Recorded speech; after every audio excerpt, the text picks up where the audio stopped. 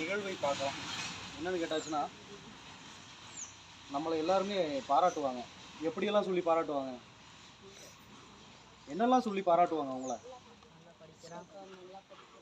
இல்லை, எதை கூட ஒப்பிட்டு உங்களை சொல்லுவாங்க? அப்படிங்களா? எது கூட ஒப்பிட்டு பாராட்டுவாங்க? ஒழுக்கம். சிங்கம் போல நடந்து வரான்டா, ஏன்டா நாய் மாணிக்கு குலைக்கிற, ஏன்டா எரும மாணிக்கு மூச்சு விடுற, இப்படி பேச தெரியாத அக்ரிணிகளை வைத்து தான் நம்மளை புகழ்றாங்க இல்லையா? யாராவது அப்படி புகழ்ந்துருக்காங்களா? ஏன் சந்தக்கடை மாணிக்கு இருக்கீங்க அப்படின்னு சொல்லியிருக்காங்களா? பேசிகிட்டே இருக்கிறதுனால.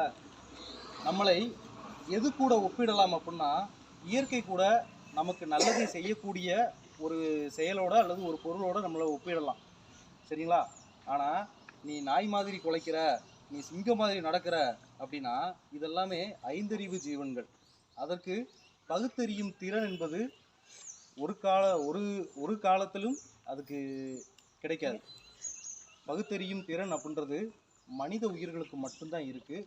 அந்த மனித உயிர்கள் என்ன செய்யணும் அப்படின்னா, நான் சிங்கம் மாதிரி இருக்கேன், நான் புலி மாதிரி இருக்கேன், நான் பூனை மாதிரி இருக்கேன், நான் நாய் மாணிக்கு இருக்கிறேன்னு சொல்லி எண்ணாமல் நாம் மனிதர்களாக இருக்கிறோம், பிறரோட அன்போடு இருக்கிறோம், பிறருக்கு சொல்லி கொடுக்குறோம், பிறருக்கு கற்றுக் கொடுக்குறோம், பிறரோட சண்டை போடாமல், நான் ஐந்தறிவு ஜீவன் போல பிறரிடம் சண்டை போடாமல் எனது வாழ்க்கையை உருப்படியான வழியில் நான் அமைத்துக் கொள்கிறேன் அப்படின்றது மட்டும்தான் இன்றைக்கான சிந்தனை. அதனால் இனிமே உங்களை யாரும் நீ சிங்கம் மாதிரி இருக்கிற, நாய் மாதிரி இருக்கிறன்னு சொல்லி சொல்லியாச்சு அப்படின்னா அதெல்லாம் காதில் வாங்கிக்காதீங்க.